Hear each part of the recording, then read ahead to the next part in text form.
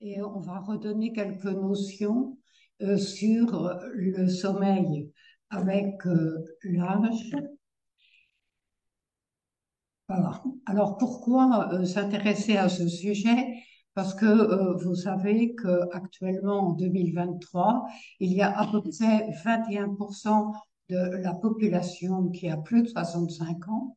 Donc on risque de voir ces malades de plus en plus en consultation du sommeil, qu'il y a 21 000 centenaires et 5 femmes pour 5/6 sont des femmes, et que si on se projette dans les projections de l'INSEE, eh bien en 2050, ce 21% pourra être 28%. Donc bientôt, un tiers de la population, si on se projette 2050-2070, et si le cours de l'évolution reste le même, sera fait de sujets de plus de 65 ans. Mais s'intéresser au sommeil dans cette population est aussi une gageure, car vous savez, cette population est extrêmement hétérogène et que l'on distingue du sujet âgé en bonne santé jusqu'au sujet dépendant, en passant par ce stade très particulièrement intéressant qui est appelé la fragilité, fragilité elle-même qui a des stades de plus en plus avancés. Pourquoi? Parce que la prise en charge de ces malades au stade de fragilité peut les faire revenir à des sujets en bonne santé. Et le sommeil dans ces populations est également différent.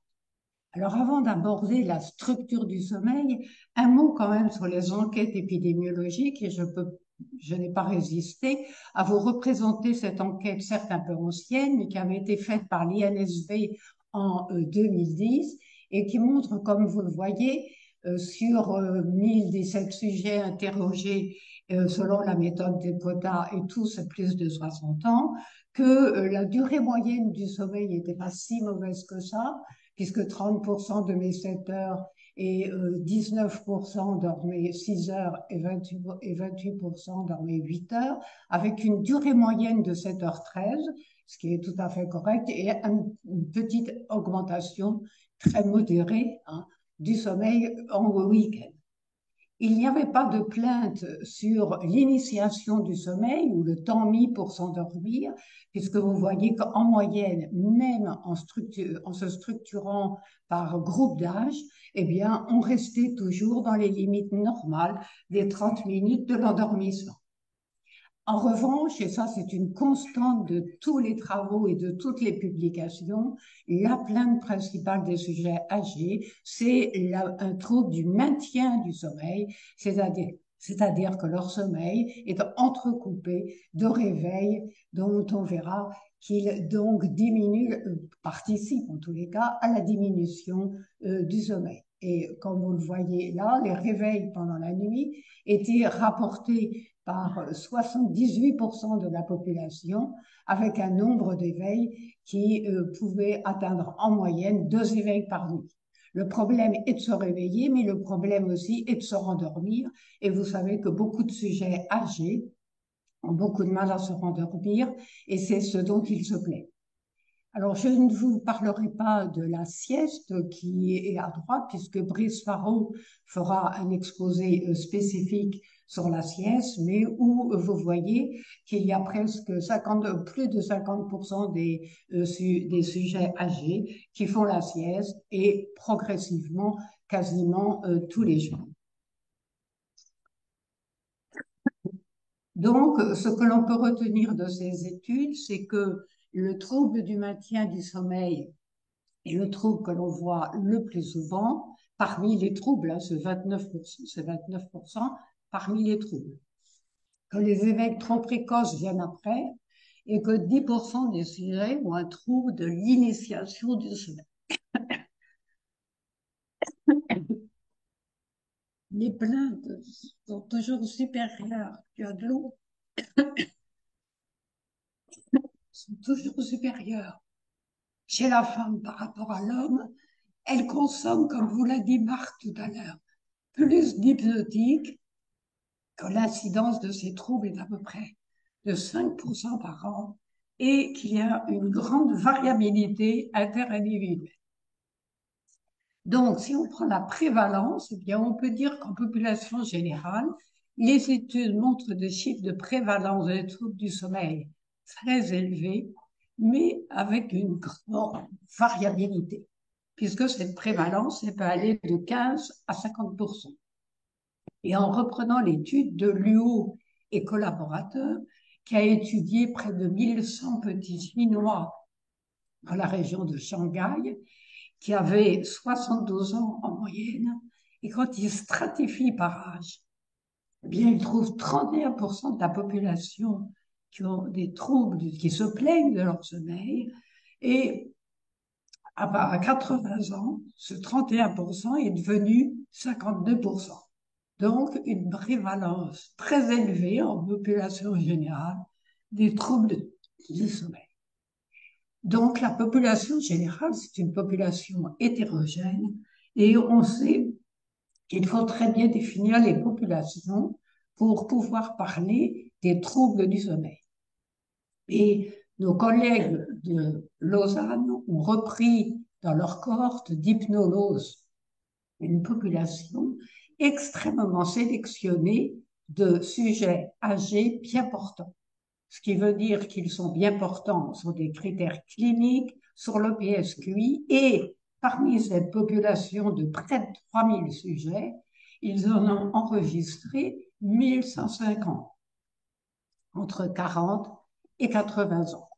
Et sur cette population hyper sélectionnée, comme gens bien portants, eh bien, ils trouvent, comme vous le voyez là, que le sommeil, en fait, a une durée qui est très proche de la durée des sujets qui sont plus jeunes, et quand même, il est plutôt un peu plus long, avec une différence qu'il a atteint le seuil de la significativité, que la qualité du sommeil est meilleure chez les gens les plus âgés et ils rapportent un fonctionnement diurne tout à fait satisfaisant.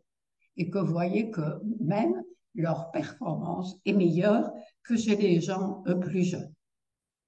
Et ce que vous voyez ici à droite, c'est la somnolence, et ça c'est un point intéressant, parce que vous voyez que dans cette étude, la somnolence est beaucoup plus faible, significativement plus faible chez les gens âgés, et dans le groupe le plus âgé, la somnolence reste supérieure chez les hommes par rapport aux femmes. Enfin, et ça c'est un point sur lequel on va revenir, le chronotype avec l'âge, le chronotype du rythme veille-sommeil change et le chronotype est de plus en plus un chronotype du matin. Donc la conclusion de cet article fait, comme vous l'avez vu, dans une population très nombreuse, mais très sélectionnée, et dit qu'il n'y a pas de plainte normalement de mauvais sommeil chez les gens âgés bien portants.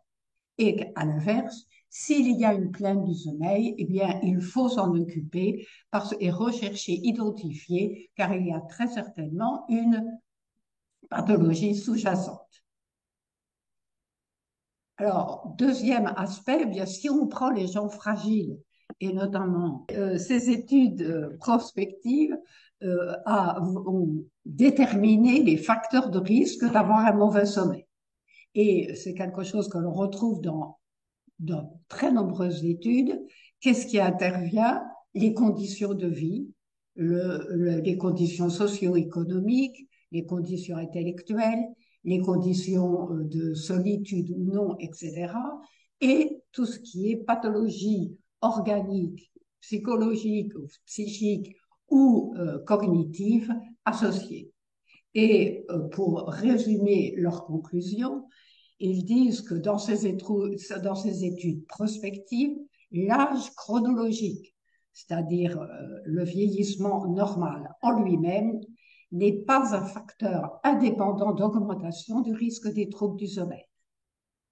Alors, ça peut être débattu, mais c'est la conclusion de ces études prospectives.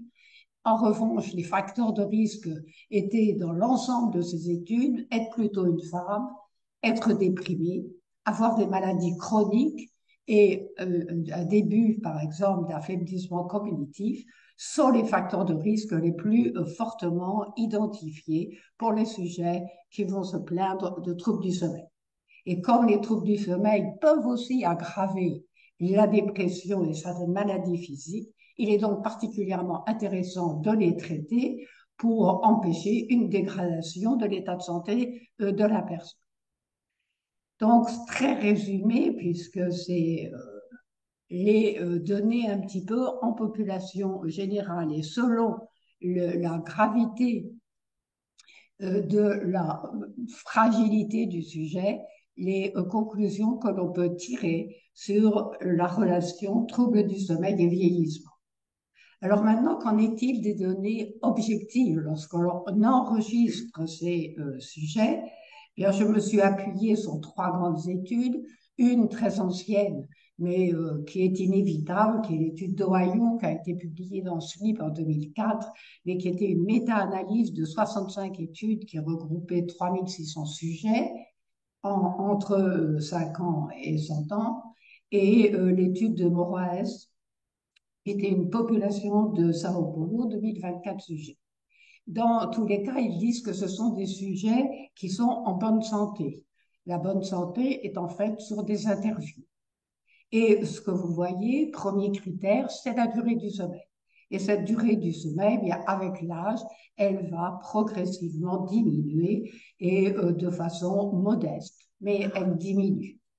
Et si on prend le travail qui a été fait sur la cohorte européenne ESADA, eh bien, vous voyez que l'intérêt de ces résultats, c'est qu'ils séparent les hommes et les femmes. Et d'une façon générale, le sommeil des hommes et des femmes est un sommeil qui est différent. Et ce que l'on voit ici très bien, c'est qu'il y a une baisse de la durée de sommeil, comme je viens de vous le montrer avant. Il précise 8 minutes par décade et 10 minutes par décade. Chez l'homme, 8 minutes, chez la femme, 10 minutes. Il note que ça se voit dans les deux sexes et que la baisse de la durée du sommeil débute bien avant 60 ans.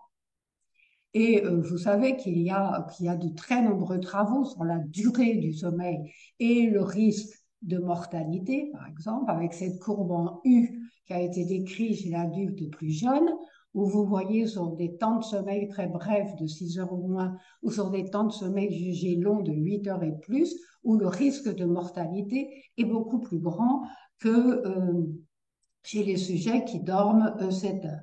Et c'est ce qu'a montré cette étude de Hall et collaborateurs qui compare, comme vous voyez à droite, le pourcentage là, de gens survivants à 8 ans chez les gens en prenant pour base les gens qui dorment 7 heures. Et vous voyez que ce taux de survivants, ce pourcentage est beaucoup plus faible, notamment quand vous dormez 6 heures, mais surtout, encore plus, quand vous dormez plus de 8 heures. Et les facteurs qui interviennent dans cette baisse, lorsque vous dormez peu, c'est le style de vie, les maladies chroniques, ce que je viens de vous dire tout à l'heure dans les études en population, et aussi des facteurs d'inflammation qui sont retrouvés chez ces malades qui dorment très peu, et chez les malades qui dorment plus, eh bien, c'est surtout les maladies chroniques. Ceci aussi va de pair avec des études et des modifications de la structure du sommeil. Et on peut de plus en plus faire des relations entre structure du sommeil, troubles du sommeil rapportés et enregistrés, et fonction. Et c'est ça l'intérêt de cette étude qui montre ici que les sujets, si on prend les sujets qui dorment plus de 7 heures, eh bien, dès en baseline, c'est-à-dire ils font une IRM scan qui montre qu'il y a un amincissement du cortex, notamment au niveau du gyrus occipital et du sulcus de l'hémisphère gauche. Et de façon intéressante, ces gens, ils dorment soit très peu, moins de 7 heures, soit 8 heures et plus, ils refont un IRM scan à un mois d'intervalle et ils montrent qu'il y a un amincissement de ce cortex dans ces mêmes régions qui est plus rapide chez ces gens, notamment qui dorment beaucoup. Alors maintenant, si on reprend nos études de polysomnographie, eh bien, on voit que sur le facteur temps d'endormissement, c'est-à-dire la latence d'endormissement reste à peu près constante, et ceci dans les deux sexes. Et en revanche, que le temps de veille intra-sommeil, eh bien, augmente très nettement avec l'âge, et ceci également dans les deux sexes, sans différence significative dans ce travail européen. Si on continue avec l'étude de Moirès, eh bien, certes, il y a une augmentation du temps également de veille intra-sommeil, mais qui serait liée pour eux, mais vous voyez la dispersion des points, c'est intéressant de voir ça, qui serait liée au nombre des éveils, encore plus qu'à leur durée. Et maintenant, si on prend les stades de sommeil, eh bien, il y a une très nette différence entre hommes et femmes. Les hommes vont avoir une augmentation très nette du sommeil, et notamment du sommeil très léger, N1, sans modification très importante du stade N2. Et cette augmentation du sommeil lent léger va de pair et semble combler, entre guillemets, une baisse très importante et très nette du sommeil lent profond. Et de façon intéressante, chez la femme, il y a une petite augmentation du stade N2 et N1, mais qui est beaucoup plus modérée que chez l'homme, et il n'y a pas de baisse aussi importante, en tous les cas, du stade de sommeil lent profond. J'attire votre attention sur le fait, pour ceux qui font de l'électrophysiologie, qu'on parle de sommeil lent profond, c'est-à-dire qu'il y a un critère d'amplitude des ondes lentes, pour dire, c'est-à-dire 75 microvolts ou plus. Moi, je me souviens des vieux travaux de Gaillard et collaborateurs qui avaient montré, quand on différenciait le stade SL3 du stade SL4 par le pourcentage des ondes lentes, que c'était surtout le stade SL4 qui était diminué, c'est-à-dire que vous pouvez avoir, en d'autres termes, des sujets âgés qui conservent des ondes lentes, mais dont l'amplitude est trop faible pour être cotés selon les critères internationaux en sommeil lent profond.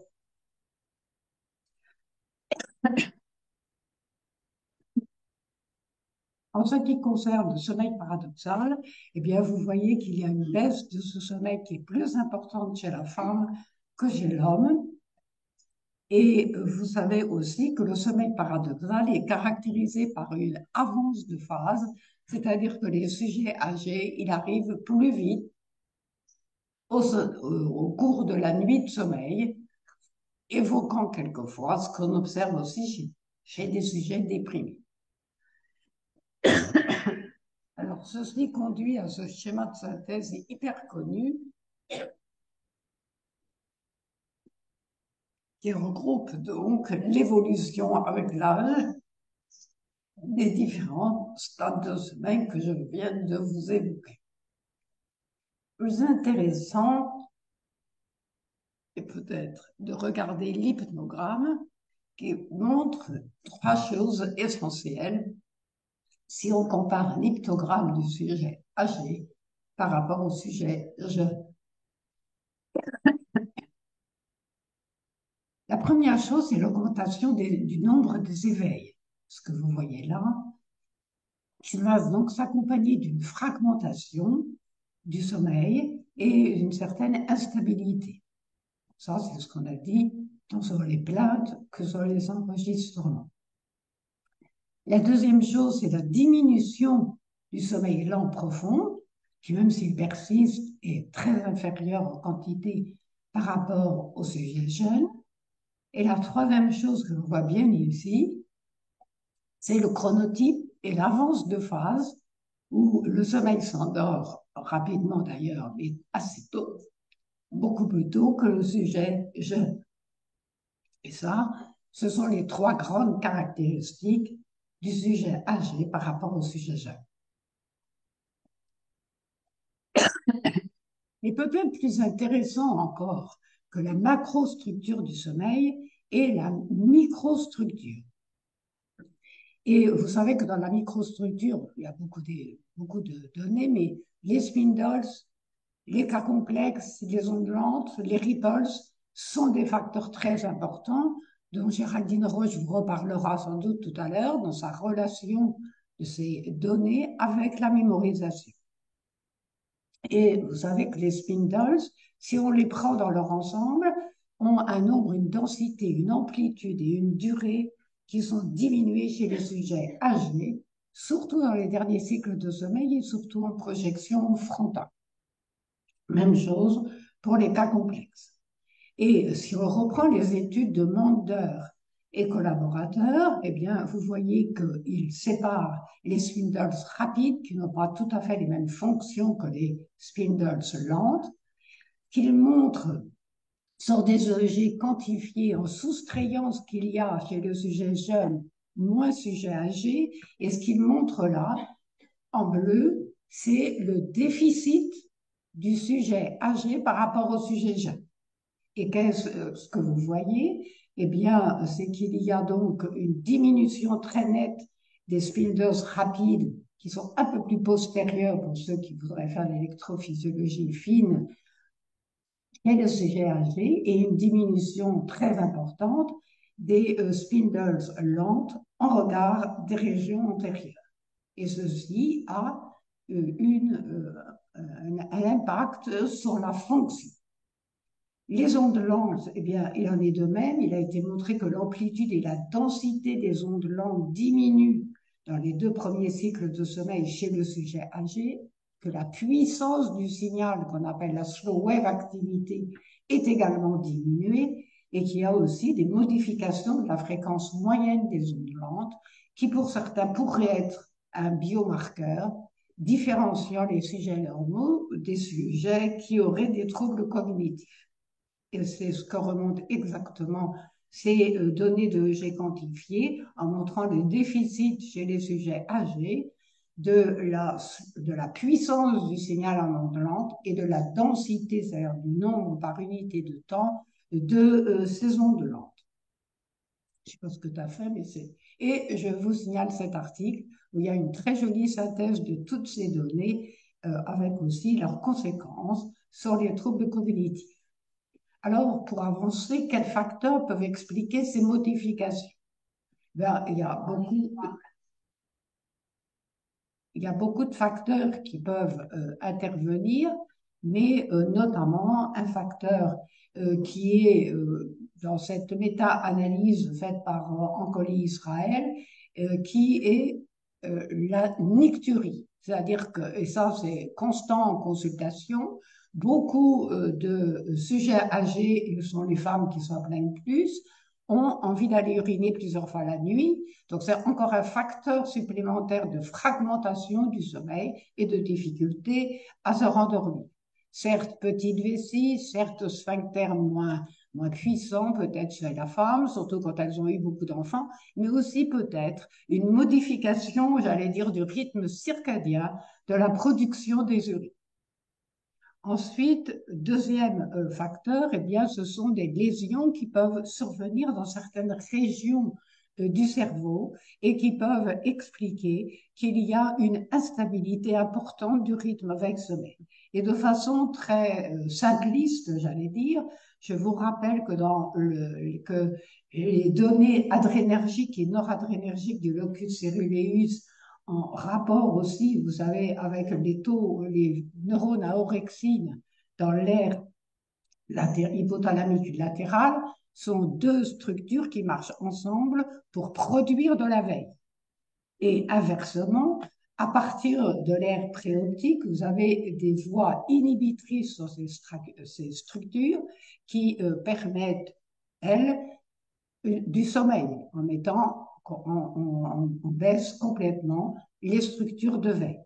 Et sur ces circuits intervient le système nerveux central qui va moduler ces signaux sur la période des 24 heures en renforçant le système notamment à orexine lorsqu'on est éveillé. Et c'est ce système qui vous permet d'être éveillé et de maintenir votre éveil au cours de la journée et en favorisant au contraire leur inhibition pour permettre un sommeil et un sommeil qui devrait être continu. Et donc, vous savez, ceci explique que si c'est quelque part dans ces structures, vous avez un manque, un trouble chez le sujet âgé, qu'il va y avoir une instabilité de ce rythme veille-sommeil. Et c'est ce qui est montré là, en montrant que les neurones, d'une façon générale, qu'ils soient dans l'aire préoptique, qu'ils soient dans l'hypothalamus naturel ou la sensibilité des récepteurs dans l'ocus ceruleus, sont diminués chez le sujet âgé par rapport au sujet jeune, tout comme la commande du système nerveux central avec une baisse de ces noyaux VIP qui permettent cet équilibre, d'où l'instabilité du système et souvent une augmentation du nombre de transitions. Alors, je n'insisterai pas sur cet aspect, mais simplement pour vous dire qu'il y a une relation entre la structure cérébrale, les troubles du sommeil qu'on enregistre et la fonction qui va avec ces troubles. Et une atteinte du système, hop, je ne sais pas ce que tu as fait, mais une atteinte du système de la substance grise peut expliquer une fragmentation du sommeil, que de la même façon, tout dépend des zones qui sont atteintes, et une atteinte notamment des corps cellulaires dans l'hippocampe ou de la substance grise dans cet hippocampe explique la diminution du nombre des spindles et les diminutions des récepteurs à l'adénosine étant ce qui nous permet dire, un des facteurs biomarqueurs de l'endormissement, va pouvoir expliquer l'affaiblissement de la régulation homéostatique et la dégénérescence de ces noyaux VIP, la baisse d'amplitude du rythme circadien. Alors, en effet, chez le sujet âgé, il y a une modification de la régulation homéostasique du sommeil. Des expériences anciennes, et je vous montrerai juste celle-là. Ça, c'est la durée du sommeil en baseline chez des sujets jeunes, chez des sujets âgés et chez des sujets âgés insomniaques. Vous leur privez de 4 heures de sommeil par nuit pendant 3 jours et vous regardez le rebond de sommeil et vous voyez qu'il est présent, mais qu'il est proportionnellement moins important que chez le sujet jeune. Donc, la régulation homéostasique existe chez le sujet âgé, mais celle-ci est inférieure à celle du sujet jeune. Et c'est ce que montre très bien Mander dans son travail de sa thèse, qui montre que la pression homéostatique du sommeil au cours de la journée est plus lente chez le sujet âgé par rapport au sujet jeune, qu'il y a et que aussi la baisse, sa dissipation au cours de la nuit est également plus faible. Ceci pourrait expliquer pourquoi, et je vous l'ai dit tout à l'heure chez les sujets bien portants, ces derniers accuseraient moins une sensation de somnolence par rapport aux sujets jeunes, et la puissance du signal en ondes lentes au cours des cycles du sommeil ont une courbe de décroissance beaucoup plus aplatie que chez le sujet jeune, et de façon intéressante, avec la durée de la veille. On a donc une quantité d'adénosine qui est produite, puisque c'est la dégradation du métabolisme cellulaire qui produit l'adénosine, et que cette adénosine extracellulaire est, de façon paradoxale, beaucoup plus importante chez le sujet âgé par rapport au sujet sain, mais que le nombre de récepteurs à l'adénosine et sans doute leur sensibilité est beaucoup plus faible, expliquant donc qu'il y a une régulation homéostasique, mais que celle-ci est réduite. Et ceci donne dans la littérature beaucoup de discussions sur est-ce que chez le sujet âgé, c'est le besoin de sommeil, puisqu'il dort un peu moins, qui est plus faible, ou est-ce que c'est la capacité du sommeil à fournir, la capacité du cerveau à fournir du sommeil qui est plus faible. Maintenant, si on considère la régulation circadienne, eh bien, il y a une grande notion qu'il faut retenir, c'est que les rythmes circadiens, avec le vieillissement, baissent d'amplitude, donc leur puissance est plus faible.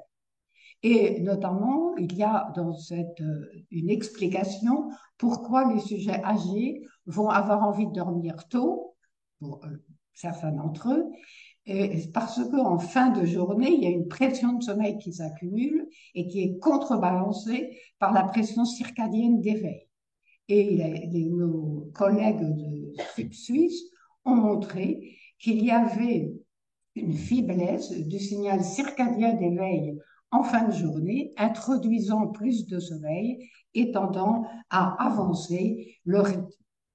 Tous les rythmes du sujet âgé que vous voyez en rouge sur ces courbes sont aplatis par rapport au rythme du sujet jeune. Et j'ai sélectionné trois rythmes qui ont à voir avec le sujet âgé, qui est le rythme de la température, puisque vous savez que ce rythme est intimement lié au rythme de déclenchement du sommeil. On s'endort quand la température baisse et on se réveille au moment de la remontée de la température centrale. Eh bien, ce que vous voyez très nettement dans ce vieux travail physiologique, c'est qu'il y a une avancée du rythme de la température et notamment du nadir qui est très avancé par rapport à celui des sujets jeunes. D'où l'explication possible de cette envie de dormir tôt. De façon non étonnante, vous avez l'hormone de croissance qui est très liée au sommeil lent profond, comme vous le savez. Donc, comme je vous ai dit tout à l'heure qu'il y avait beaucoup de sommeil lent profond diminué, l'hormone de croissance est également tout à fait affaibli, diminué dans son amplitude. Et de façon intéressante, mais pour la sieste, Brice Faro reprendra peut-être cette notion, qui est la modification du rythme du cortisol. Vous savez, le cortisol est quelque chose qui nous éveille, qui nous permet, avec un grand pic le matin, qui entre en ligne de compte quand on est éveillé. Et qu'est-ce que l'on voit? Ben, c'est paradoxalement, chez le sujet âgé, il y a une production du cortisol au cours des 24 heures qui est augmentée, avec surtout une élévation du nadir et une avance de phase du premier pic sécrétoire. Donc, augmentation du nadir qui est beaucoup plus élevé que chez les sujets jeunes, augmentation et avance de phase du premier pic sécrétoire qui peut expliquer que le sujet va s'endormir. Et le dernier rythme qui est intéressant avec le rythme avec sommeil est celui de la mélatonine, où on sait qu'un certain nombre de sujets ont un rythme et une quantité, une sécrétion normale, mais qu'il y a un sous-groupe de sujets dans ce travail de l'équipe de Sessler qui montre qu'il y a une production plus faible de mélatonine. Celle-ci aussi, dans un autre travail, a été montrée inférieure chez la femme par rapport à l'homme, et dans certains cas, une avance de phase du rythme de la mélatonine. Alors, ceci est vrai pour tous les autres rythmes, je passe. Et pour terminer, vous dire que vous savez aussi que tous ces rythmes ne sont pas de façon endogène rythmés sur 24 heures et qu'il faut donc qu'il y ait des synchroniseurs externes qui permettent de ramener ces rythmes endogènes sur 24 heures. Chez l'homme, le synchroniseur principal est la lumière, d'où ce que sans doute nous dira Fanny Onen en fin de topo, de journée. Il faut être exposé à la lumière, notamment dans la journée. Et ça, c'est quelque chose de très important parce que la lumière est notre principal synchroniseur de rythme. Ce qui veut dire être exposé dans la lumière le jour et avoir un œil qui fonctionne, et notamment une rétine capable de conduire cette lumière au système nerveux central. Si pour quelque raison il n'y a pas de ce synchroniseur, eh bien, il ne faut pas sous-estimer néanmoins les autres synchroniseurs que sont, vous savez, le rythme des activités, les contacts avec les autres, etc., qui synchronisent et qui permettent de maintenir une certaine amplitude à l'ensemble de nos rythmes. Et c'est ce que vous voyez là résumé, la lumière très importante dans la journée pour se maintenir éveillé et que quelquefois on aide par une photothérapie en début de journée, l'activité physique très importante. Pourquoi? Eh bien parce qu'elle augmente la température corporelle, donc elle maintient plutôt éveillé, elle améliore le sommeil s'il n'est pas fait trop tard dans la journée, elle renforce la synchronisation des rythmes et c'est très important chez le sujet âgé. Et le rythme alimentaire qui est lié aux autres rythmes, et enfin les contacts sociaux sont autant de choses qui vont être pris dans le tempo final. Et je ne veux pas vous quitter sans vous dire aussi qu'il y a chez le sujet âgé sans doute une partie génétique et qui repart et qui repose sur deux notions. Une qu'on connaît qui est l'alloprotéine E avec ses allèles epsilon 4 dont on sait qu'elle est un facteur de risque pour le syndrome d'apnée du sommeil et pour la démence d'Alzheimer ou l'affaiblissement intellectuel.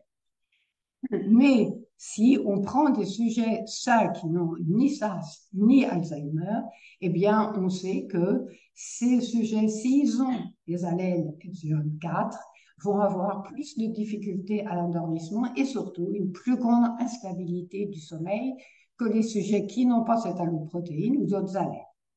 Enfin, le dernier gène qui est important, c'est le gène de l'horloge, le PER3, qui joue un rôle dans le rythme de la température et dans le rythme de la mélatonine.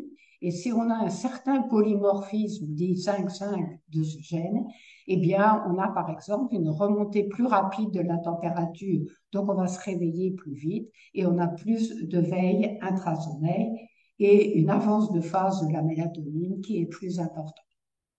Donc, quand l'âge et la fragilité progressent, eh bien, les pathologies surviennent et les médicaments pour ces pathologies aussi peuvent intervenir dans tous ces troubles du sommeil. Et, je voudrais terminer en vous disant donc que lors du vieillissement, une bonne santé permet un bon sommeil, mais qu'il faut aussi s'assurer d'avoir un bon sommeil pour être en bonne santé, donc pour rester en forme et même pour avoir des projets. Merci de votre attention.